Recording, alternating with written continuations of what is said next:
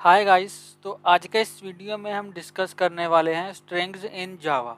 तो basically string एक क्या होता है, ठीक है, कलेक्शन ऑफ कैरेक्टर्स को हम एक स्ट्रिंग बोलते हैं।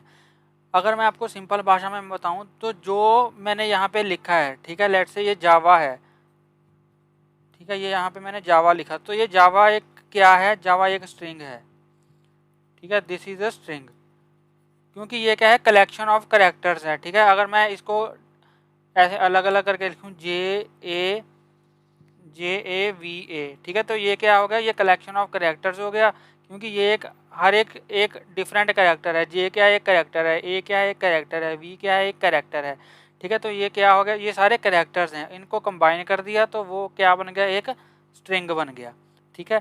तो अगर सिंपल सी बात है, स्ट्रिंग को हम क्या बोलते हैं, कलेक्शन ऑफ कैरेक्टर्स, ठीक है। और जावा में स्ट्रिंग्स को क्रिएट करने के लिए या फिर स्ट्रिंग्स को हैंडल करने के लिए हमारे पास दो क्लासेस हैं। एक तो स्ट्रिंग क्लास ही है, ठीक है। We have two classes in Java for strings. तो यहाँ पे अगर मैं लिखूँ, ऐसे ही लिख दूँ मैं, स्ट्रिंग क्लासेस, ठीक है। तो जावा में हमारे पास दो क्लासेस हैं स्ट्रिंग्स को हैंडल करने के लिए। एक क्लास तो स्ट्रिंग ही है, ठीक है, जिसका यूज हम करते हैं स्ट्रिंग को डिफाइन करने के लिए। एक ये क्लास है स्ट्रिंग, और दूसरी है स्ट्रिंग बफर क्लास, ठीक है, और दूसरी है string buffer class, string buffer. तो ये दो क्लासेस हैं हमारे पास जावा में स्ट्रिंग्स को हैंडल करने के लिए। अब स्ट्रिंग को हम कैसे क्रिएट करते हैं इन जावा, वो हम देखते हैं। सबसे पहले आज की वीडियो में हम स्ट्रिंग क्लास को ही यूज करेंगे, ठीक है। आज के इस वीडियो में हम स्ट्रिंग क्लास का यूज ही देखेंगे कि कैसे स्ट्रिंग क्लास का यूज करके हम जो स्ट्रिंग को है वो क्रिएट करते हैं, ठीक है। तो स्ट्रिंग को क्रिएट करने के लिए हम यहाँ पे क्या करेंगे, सबसे पहले हम यहाँ पे लिखेंगे स्ट्रिंग क्लास। एक तरीके से हम स्ट्रिंग क्लास का ऑब्जेक्ट क्रिएट कर रहे हैं, ठीक है। यहाँ पे तो ये मैंने क्या लिख दिया, स्ट्रिंग। इसकी ऐसा आपको कैपिटल रखनी है क्योंकि ये क्या है, ये एक क्लास है, ठीक है। तो हर एक क्लास का जो फर्स्ट कैरेक्टर होता है वो कैपिटल ही होता है, जिससे हमें पता चलता है कि ये एक क्लास है। तो यहाँ पे हम सबसे पहले स्ट्रिंग लिखेंगे और उसके बाद स्ट्रिंग का नेम लिखेंगे। लेट्स से यहाँ पे मैं लिख देता हूँ फर्स्ट नेम, ठीक है। तो ये एक तरीके से मैंने क्या किया, स्ट्रिंग क्लास का एक ऑब्जेक्ट क्रिएट कर लिया, ठीक है। अब इसके अंदर हमें वैल्यू को असाइन करना है। तो वैल्यू को असाइन करने के लिए यहाँ पे मैं लिखूंगा फिर से अपने ऑब्जेक्ट का नेम, या फिर वेरिएबल का नेम आप बोल सकते हो, ठीक है। इज इक्वल टू, यहाँ पे मैं लिखूंगा न्यू, उसके बाद यहाँ पे मैं लिखूंगा स्ट्रिंग, मतलब कि हमारी क्लास का नेम। न्यू कीवर्ड क्या करता है आपको पता ही है, मेमोरी को एलोकेट करता है, ठीक है। मेमोरी एलोकेट हो जाती है जब हम न्यू कीवर्ड का यूज़ करते हैं। और स्ट्रिंग, अब इसके अंदर यहाँ पे मैं कोई भी वैल्यू असाइन कर दूंगा। लेट्स से अगर मैं अपना नेम ही यहाँ पे लिख दूँ सचिन, तो फर्स्ट नेम में क्या हो गया, सचिन असाइन हो गया, ठीक है। मतलब कि सचिन नेम का स्ट्रिंग हमने क्रिएट कर दिया। और इसकी वैल्यू कहाँ पे जाके स्टोर हो गई, फर्स्ट नेम में वैल्यू स्टोर हो गई, ठीक है जी। एक तो ये तरीका है स्ट्रिंग को क्रिएट करने का। अगर आप इन दोनों लाइंस को कंबाइन भी कर सकते हो, ठीक है, आप इन दोनों लाइंस को कंबाइन भी कर सकते हो। वो कैसे होगा, सिंपल, हमने क्या लिखना है, सबसे पहले क्लास का नेम लिखना है। यहाँ पे मैं लिख दूंगा स्ट्रिंग, उसके बाद अपने वेरिएबल का नेम लिखना है। तो यहाँ पे मैं लिख दूंगा फर्स्ट नेम, ठीक है। उसके बाद यहाँ पे मैं क्या करूँगा, न्यू लिख देना है। उसके बाद यहाँ पे स्ट्रिंग, ठीक है, और इसके अंदर अपनी वैल्यू जो भी आप उसके अंदर स्टोर करवाना चाहते हो, ठीक है जी। तो ये हमारा क्या हो गया, स्ट्रिंग क्रिएट हो गया। अब लेट्स सपोज अगर मैं स्ट्रिंग की लेंथ को फाइंड करना चाहता हूँ, तो हमारे पास एक डॉट लेंथ करके एक फंक्शन होता है जिससे हम स्ट्रिंग की लेंथ को फाइंड कर सकते हैं। अब लेट्स सपोज अगर मुझे फर्स्ट नेम की लेंथ को फाइंड करनी है, तो यहाँ पे मैं कैसे फाइंड करूँगा, सबसे पहले लेंथ क्या है, एक इंटीजर है, तो उसको हमें किसी इंट टाइप के वेरिएबल में स्टोर करवाना पड़ेगा। तो यहाँ पे मैं लिखूँगा इंट आई, और इसके अंदर यहाँ पे लिखूँगा is equal to first name,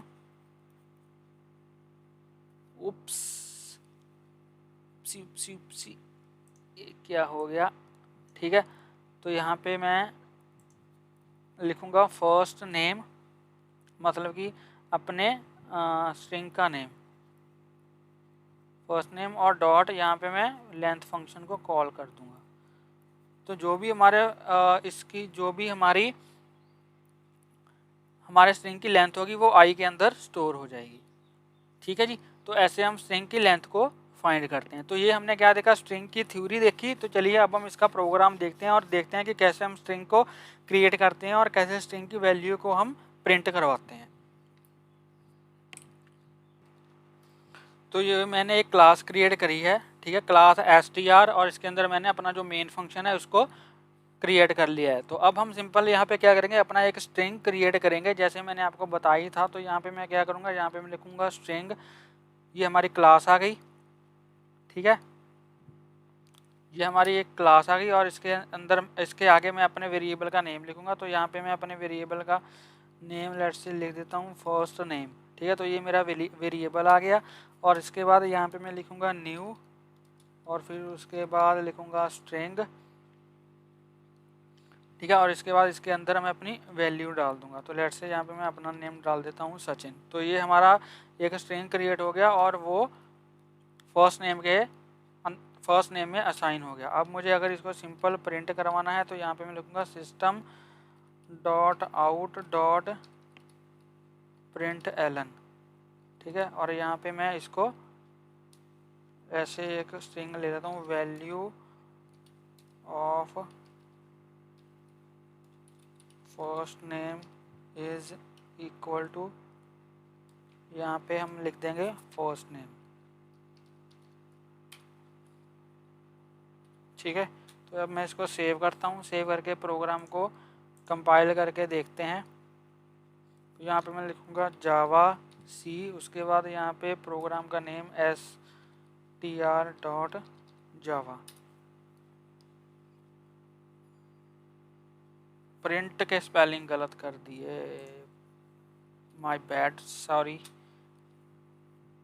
अब दोबारा से प्रोग्राम को कंपाइल करेंगे, ठीक है, प्रोग्राम हमारा कंपाइल हो चुका है। अब मैं इसको रन करूँगा, यहाँ पे मैं लिखूँगा जावा, उसके बाद यहाँ पे लिखूँगा str। जैसे मैंने एंटर किया तो ये देखिए value of first name is Sachin, ठीक है। तो इसका मतलब कि फर्स्ट नेम में सचिन आ चुका है। अगर मैं इसकी लेंथ को कैलकुलेट करना चाहूँ तो वो भी मैं कैसे करूँगा, यहाँ पे मैं लिखूँगा इंट आई, ठीक है, आई नेम का एक वेरिएबल लिया, इसको यहाँ से मैं कॉपी कर लूँगा। कॉपी करने के बाद यहाँ पे कॉपी करने के बाद यहाँ पे इसको मैं पेस्ट कर दूँगा, और यहाँ पे मैं लिखूँगा लेंथ ऑफ,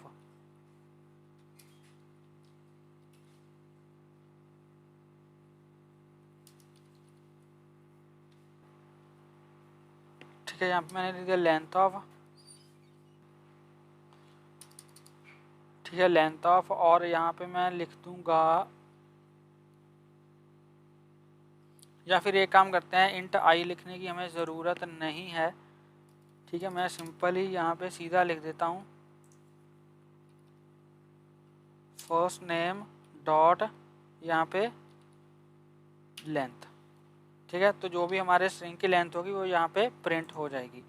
तो यहाँ पे मैं इसको दोबारा से कंपाइल करूँगा, कंपाइल करने के बाद इसको मैं यहाँ पे रन करूँगा। तो ये देखिए हमारे लेंथ ऑफ फर्स्ट नेम क्या आ गया, 6 आ गया।